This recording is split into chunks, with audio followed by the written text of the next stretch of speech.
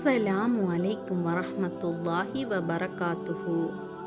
வாழ்க்கையில் புத்துணர்ச்சியை ஏற்படுத்தி கவலை, கஷ்டம், கோபம் ஆகியவற்றை நீக்கும் ஒரு சக்தி வாய்ந்த திக்ர். உங்களால் ஒரு பிரச்சனைக்கு தீர்வு காண முடியவில்லையா?